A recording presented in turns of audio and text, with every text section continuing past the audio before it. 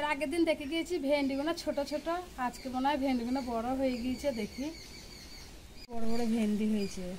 এগুলো তো এখনো ফুল ধরছে, এখানেও আছে, এখানেও আছে ভেন্ডি, ওখানে আছে ঘি কাঁকরুল গাছ, প্রচুর ভেন্ডি আছে ভিতর ভিতর। এখানে দুটো তিনটে আছে, এখানে ঘি কাঁকরুলও ধরেছে অনেকগুলা। ওই যে ভিতর ভিতরে যাচ্ছে, ওই যে ঘি কাঁকরুল অনেক হয়েছে। এখানে লাল শাক, ভেন্ডি, ওই গাছটা পুরো ভর্তি ভেন্ডি।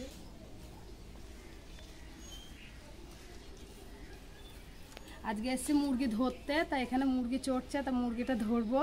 তা চলেন। করে কয় যে মুরগি, এই তো দেখেন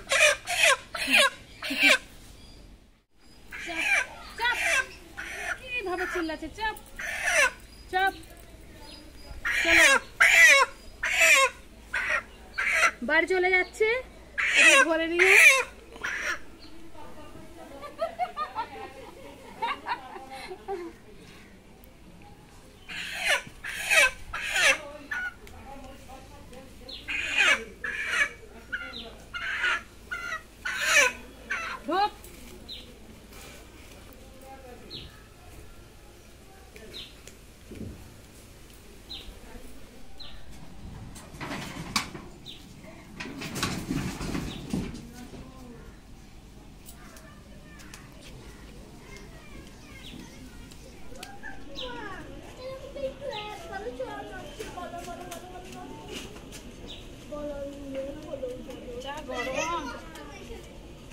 খুব গরম।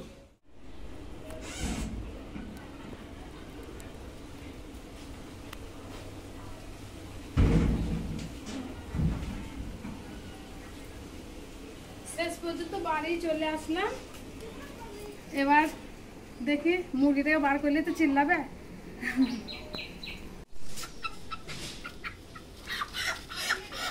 বের করলেই চিল্লা।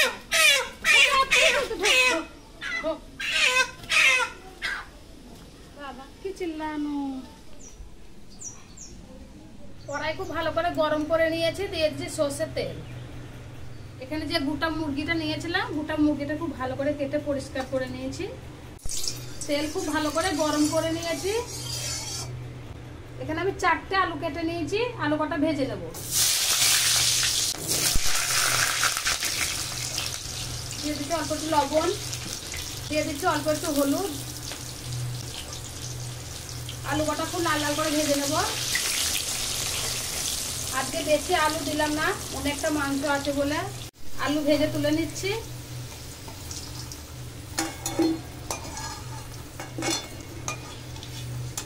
ফোড়ন দেব শুকনো লঙ্কা, তেজপাতা, অল্প একটু চিনি। শুকনো লঙ্কা তেজপাতা খুব ভালো করে ভেজে নিয়েছি। দিয়ে দিচ্ছি কেটে রাখা পেঁয়াজ।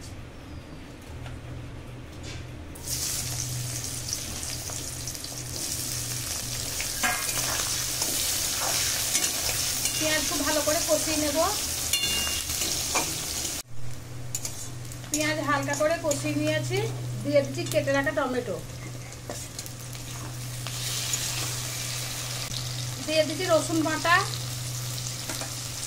দিয়ে দিচ্ছি আদা বাটা, দিয়ে দিচ্ছি পেঁয়াজ বাটা, দিয়ে দিচ্ছি জিরে বাটা, দিয়ে দিচ্ছি হলুদ,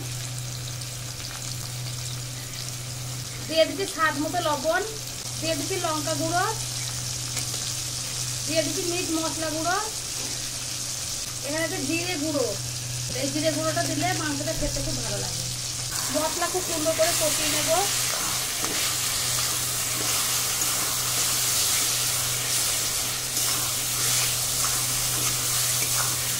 মশলা খুব ভালো করে কষিয়ে নিয়েছি। কাঁচা মাংস আমি ভাজিনি, তার জন্য দিয়ে দিচ্ছি টক দই। এই টক দইটা দিলে আষ্টে গন্ধটা আসবে না। দিয়ে দিচ্ছি টক দই।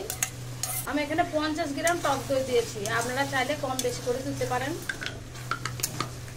3 কেজি মাংস আছে, আমি 3 কেজি মাংস একদিনে করবো না, অর্ধেকটা করবো, অর্ধেকটা ভেজে রেখে দেবো। এখানে 1.5 কেজি মতো দিয়ে দিলাম। মাংস মাংসকে ভালো করে কষিয়ে নেব।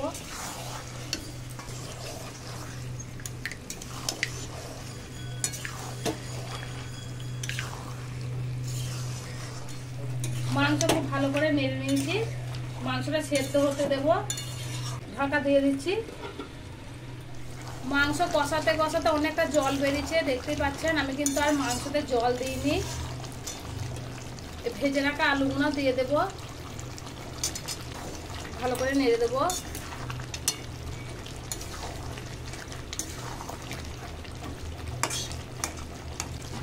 আবারও ঢেকে দেব।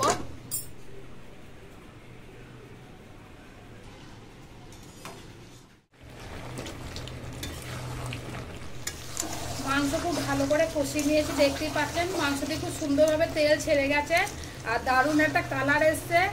দেখুন বন্ধুরা, খুব সুন্দরভাবে কষিয়ে নিয়েছি, ওপর দিয়ে সব তেল ছেড়ে গেছে। আমি আজকে যে পদ্ধতিতে মাংস রান্না করে আপনাদের দেখাবো, আপনারা এইভাবে মাংস রান্না করে খেয়ে দেখবেন।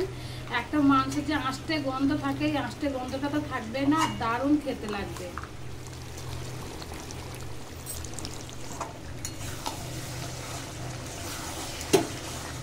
মাংস কড়াইয়ে লেগে লেগে যাচ্ছে, মাংস হয়ে গেছে। আলু আর মাংস সিদ্ধ হওয়ার জন্য দিয়ে দিচ্ছি জল।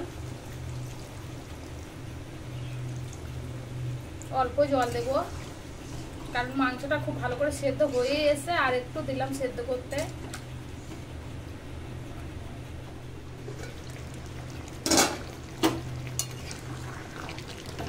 মুরগির মাংস রেডি হয়ে গেছে।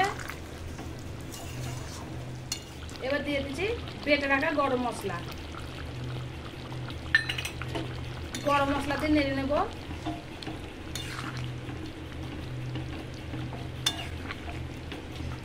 মাংসের কালারটা দারুণ এসছে, আর কালারটা খালি দেখুন, ঝোলের কালারটা খুব সুন্দর কালার।